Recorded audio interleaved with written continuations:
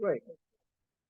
Okay, so first of all, apologize for voice. I'm getting over a cold, so like everyone else apparently. So it's just the end of it. So it's sitting on the throat. So if I don't sound if I sound like a tractor. Okay, so I want to deal today with a mystery and get somewhat of a known mystery about the Chag of Hanukkah. I'm trying to come up with a different idea to why is it so. And the mystery is that when you open the Gemara, the very few Dafei Gemara that we actually have on Hanukkah, you found a question there. And the Gemara is asking, "My Hanukkah, what is Hanukkah?"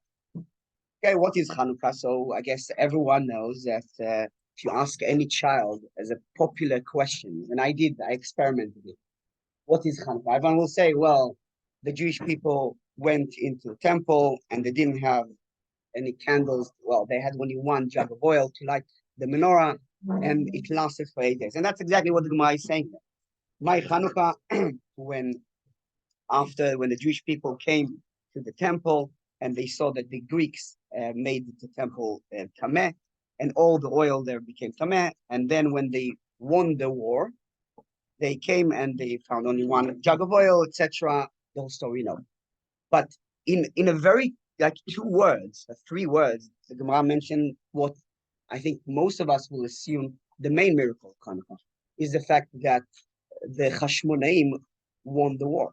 The fact that the few beat the many, the weak beat the strong. I mean, the strongest empire in the world at that time, with all the equipment and a band of a few hundreds in the beginning. Only a few years later became a few thousands, but in the beginning, a few hundred Kohanim who led it, right? Spiritual people, not fighters, led the war against the Greeks, and they managed to defeat them. I would say this should be the main feature of Hanukkah. The fact that we have such hope of people are in that position, able to fight for their identity, for the Jewish identity, very topical, managing to defeat the mighty Greeks who tried to take away the religion. And that's the main miracle of Hanukkah. Okay, then we found a jug of oil, which is a miracle that is so irrelevant. I mean, it's a great miracle, don't get me wrong, but what did it change to the Jewish people? How many people saw it? It was just the Kohanim who came to Beit HaMikdash and they found this jug of oil. The rest of the people just heard the stories later, and it didn't bring any balance, change the balance of the war in any way. Yeah, the war was won, Jewish people came in, so they didn't have enough oil for 8 days. Okay, so we let it for one day. Doesn't make a big difference to you in your life. It's a very great spiritual meaning. It gives us wonderful mitzvah to do and a lot of fun with the kids 8 days. But why is it so important that the Chachamim here in the Gemara mentioned it as the main feature? So I think that when you go, there's another question to ask, but also when you look at the sources, the historical sources we have from the time, it doesn't mention at all. When I go back to the earliest source we have for the story of the Maccabees, or story of the Chanukah, in the book of Maccabees, the first book of Maccabees, which, by the way, the only source we have from it is a source that was translated to Hebrew back from Greek. So it was at some point in Hebrew, translated to Greek, and then went back after that when we saw the only copy that was left, only copy that were left were in Greek, so they retranslated it to Hebrew. Now, we don't know what happened with the Hebrew sources. It could be just like many other books that we had in history when our enemies came in and they decided they're destroying everything we have, burning Torah, burning Mekorot. So this was one of them. It is true, it also wasn't canonized. We didn't become part of the Sifrei HaKodesh that we have. So that is also something that people weren't so maybe careful or makpid to keep. But in any case, when you look at the Makor, the first book of Maccabees, it's mentioned that on the 25th day of Kislev, the people that were in the temple, the Kohanim, rose up early in the morning. Vayalu olot mizbech. They brought sacrifices on the new altar that they rededicated, and they dedicated the mizbech, dedicated the altar in that day that the Goim was very interestingly in exactly the same day that the Greeks went into the Beit HaMikdash and put their statues in and made it tameh. That was the day that they came in to rededicate the temple, and they celebrated the dedication of the altar for 8 days. That's it. Nothing about the candle, nothing about the oil. That's not the main thing. The dedication of Beit HaMikdash, the dedication of the temple, that was the reason for the Chag. Now, Chachamim don't mention it. We have the candle. This is what 8 days. It lasts for 8 days. That's what we do. About having, I'm sure it was also about that. When you kind of hear it from the name, Chanukah. Chanukah means to, in Hebrew, more in other ways as well, to dedicate. Lachnoch is to dedicate. Now, there was an attempt in various times in history to find different explanation to the word Chanukah. We can find it very popular in Kitzur Shulchan Aruch, in Mishnah Berurah, Chanu Kafei. The Jewish people stopped resting from the troubles on the 25th of Kislev. So that's the reason of Chanukah, but it kind of misses out the main name, Chanukah, from Chinuch, from dedication. Why didn't Chachamim mention it? And when you look at the second book of Maccabees was actually written in Greek. It was written in order to give it to the people in the diaspora so they'll know what's happened. So over there, I mentioned another interesting point. Why did they celebrate Hanukkah? Why did they celebrate for 8 days? And the book mentions saying that they came and to dedicate the temple, and they celebrated it by Chogu Chag Lashem Shmonat Yamim Kimei Chag HaSukkot. They celebrated for 8 days, just like the Sukkot is 8 days. What's the reason? Because they remembered that just a few months ago, when it was Sukkot, they weren't able to celebrate Sukkot properly. They were in the trenches, they were in hiding, they were fighting, so they did it in hidden. Now, finally, they were allowed to celebrate it out in the open. So that's why 8 days makes sense. We don't mention it. It's not really in part of our story. The last historical source that we have on that is Josephus Flavius, who wrote about it in the first century, so it's quite about 200 years later, roughly. And he doesn't mention about the Hanukkah, the temple, the miracle of the oil. He doesn't mention necessarily about the Sukkot connection, but he does go back into the rededication of Beit HaMikdash, rededication of the altar, the fact that they could bring korbanot again for 8 days. But he brings another interesting point, saying, why do we call it the Festival of Lights or Chag HaUrim? And he says, well, I think it's because it brought us hope out of the darkness that we were. That was an opportunity, right? Festival of Lights, because the temple, if he didn't find the jug of oil, then 8 days and all. No, he goes and takes it. I don't know why.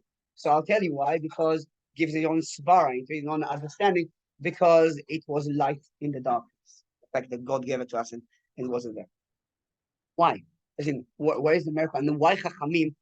And again, it could be that on those days, that wasn't a popular thing. People didn't really know so much about this. Obviously, we understand today as well, I think when we are more mature, more than the kids when we're thinking about this, we understand that was the main miracle, the fact that they came into the Beit HaMikdash. They won the war and they dedicated the temple.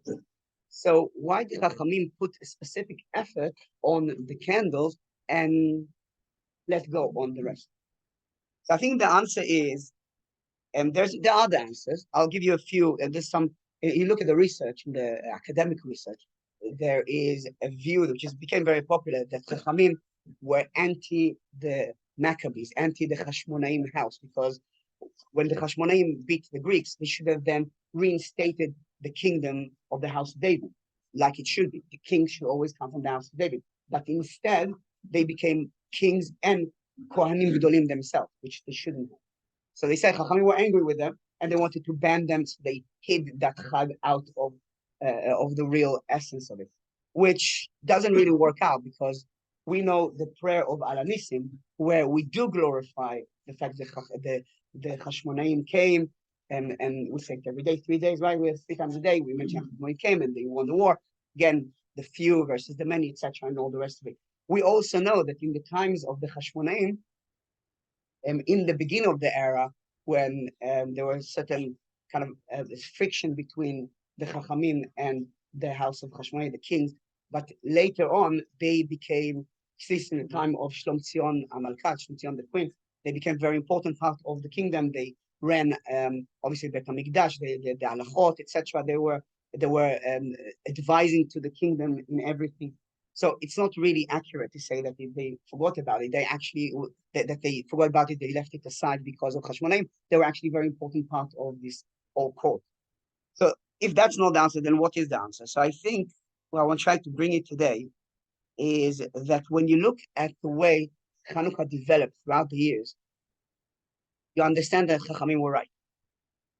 They tried to put the emphasis on something that will keep it Jewish, will keep it spiritual. Because it's very easy to forget that, well, there was a brilliant victory for the army and great strategy, going into trenches, going to guerrilla warfare. Yes, it's an incredible army. The Greeks are massive and they have elephants and everything, but the small, smart army, that's what we have nowadays in Israel. So it's very easy to forget that it's actually a miracle. It's actually Hashem who's behind that. If I glorify war, then I can always remember that, well, it's the war that did it. It wasn't Hashem.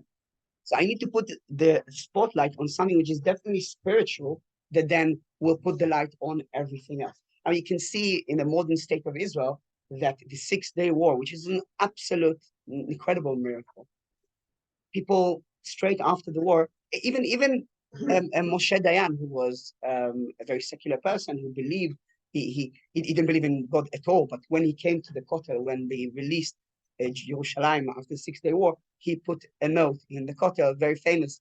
He put the note like everyone else, and obviously the reporter took the note out to see what he wrote. They did to Obama as well, by the way, and they read inside, and it says Zeh Yom Hashem.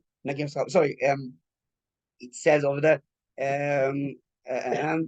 not Zeh Yom Hashem. It was Met Hashem Altazot.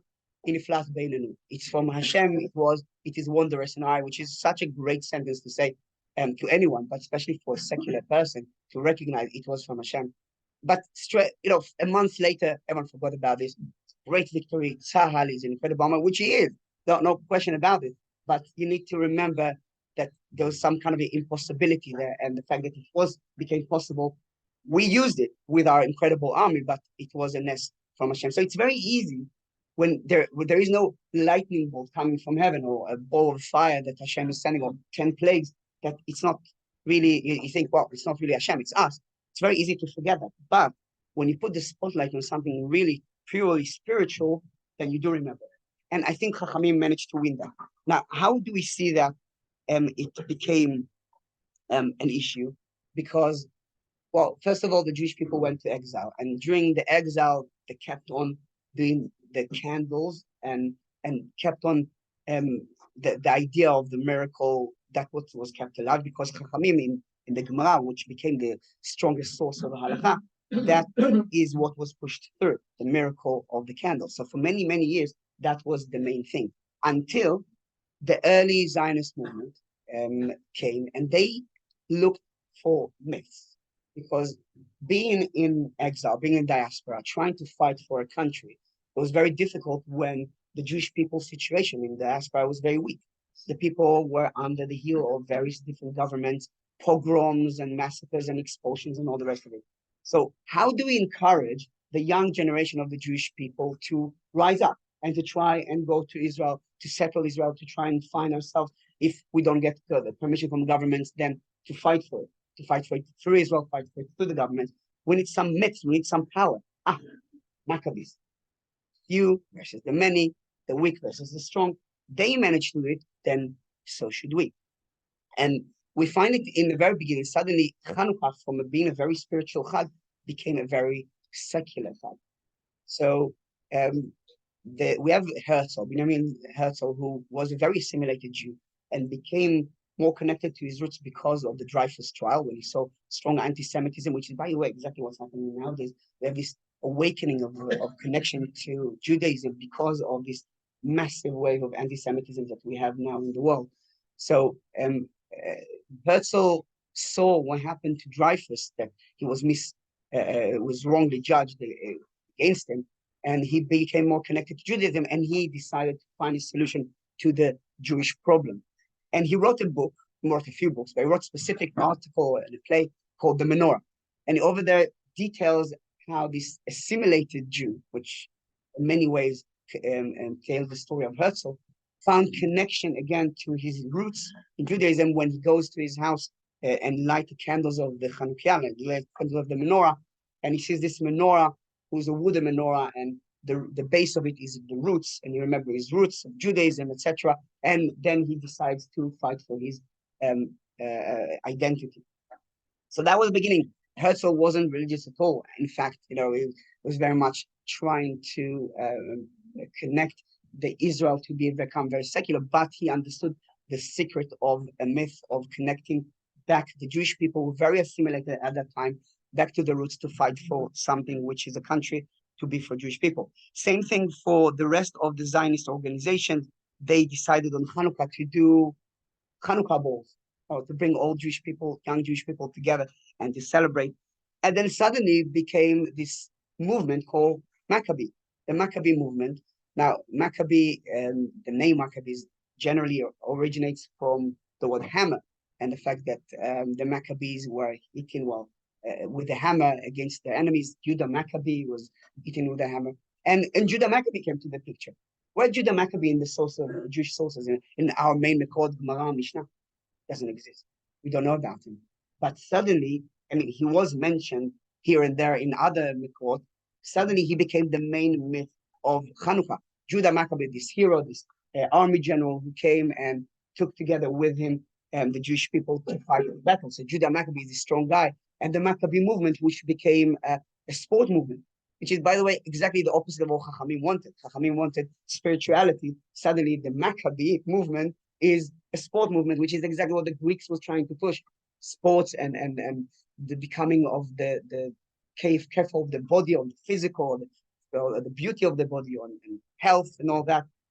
That's why they had the gyms and all those things that they kept on the athletics, etc., and all that. They tried to push it. Suddenly, it made a reverse into Judaism through the early Zionist movement and the Maccabiah games, right? To show that the Jewish people are not those weak little people. They can do sports, which can't really. But but at least we had in the Maccabiah games, we just battle against each other, so we can get some gold medals here and there. But now they became the main myth and the main thing that the Maccabees, the Jewish people, are able to do that. And and then the biggest thing is through the songs. And the songs that we all grew up as children in Hanukkah seem to be very innocent about Hanukkah, about the candles, but they are missing something, especially missing, like intentionally missing by the early Zionists, and they're missing Hashem there. And the reason why they're missing it because they try to tell people, don't wait for Hashem to save you. You yourself need to show your power. And there's a very famous song there called Anu Nusin Apilim, we carry torches. And it's always sung on Yom Ha'atzmaut. And I always feel bad for it. It's a very pretty song, but I always feel bad when I hear it because the main point of the song is, and it's a very painful song, which was written in the time before Israel became a state, is about how the Jewish people from everywhere they were in the diaspora came together and with their own power, with their own might, they, through the blood, built up their country, going into the state of, going back to Israel. And the main line over there of the miracle was, Nes lo kara lanu. We did not have a miracle. Pach shemen lo matzanu. We did not find a jug of oil. Yet we kept on going, and vayhi or, and there shall be light. But not because of God, because we did it. Now, it's very painful for me to hear, especially when it's Yom Ha'atzmaut, and that's what, when they light the torches, when they light the beacons on Yom Ha'atzmaut, that's the song that you can hear in the background. And then if you can try to listen to it next time, very nice song, but the words are terrible for a Jew. That he said, well, we didn't have a miracle, there's no jug of oil, but we did it ourselves. Thank you. It's us. Vayhi, we did Vayhi. That's the most obvious miracle that we had in the world, the creation of the world. Vayhi, we made our own light.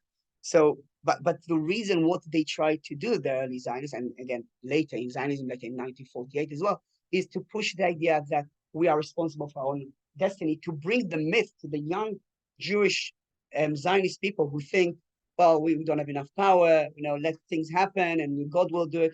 No, you need to fight for yourself. That was what they had in mind. And there are other songs that, I mean, when you look through the other song that we have, in terms of the Hanukkah song, there is this what's something that started in Yiddish. Um, there's this Hanukkah song in Hebrew we call it Nerot Hayazer, because it's a Yiddish song as well, right? There's a Hanukkah, right? So if you look at the Yiddish version of it, it says all about Hashem saving us. Okay.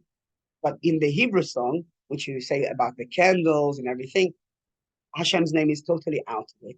And we are mentioning how we managed to get through.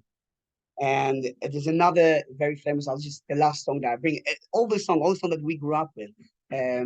Me and Melech Gvurot Yisrael, Me and Melech Gvurot Yisrael, me and Melech Gvurot Yisrael, who will tell the wonders of Israel, who will say them. Who's the main hero? Yakum HaGibor Goelam. The hero will rise. He is the redeemer of the people. Hashem? No. The hero, the Maccabee, he is the Gibor, he's the hero. He will be the one who redeems the people. The myth was important for them to put on the people, on the Maccabees. They're the one who won the war. Don't know about Hashem. You people get excited about it.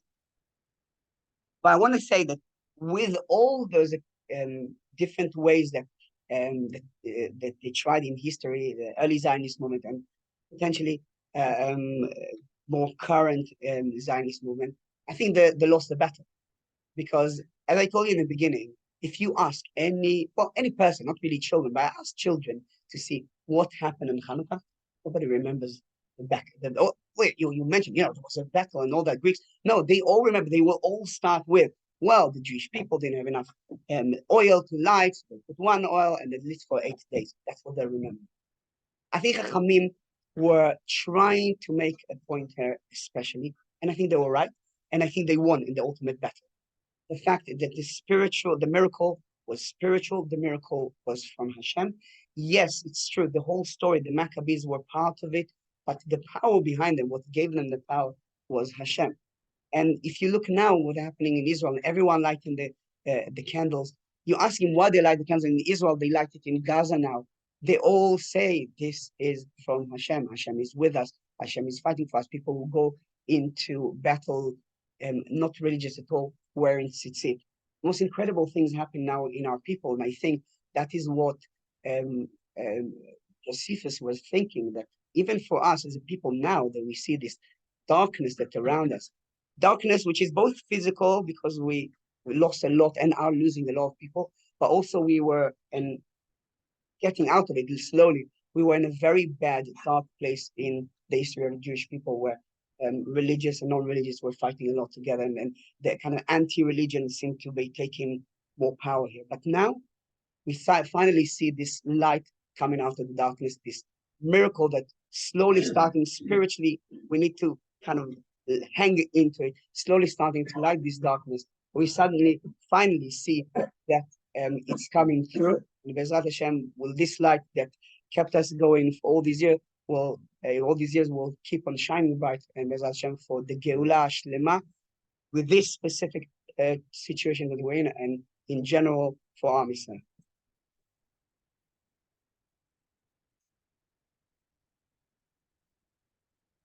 Thank you so much. That's very topical, very interesting. I'm going to end the Zoom. I'm going.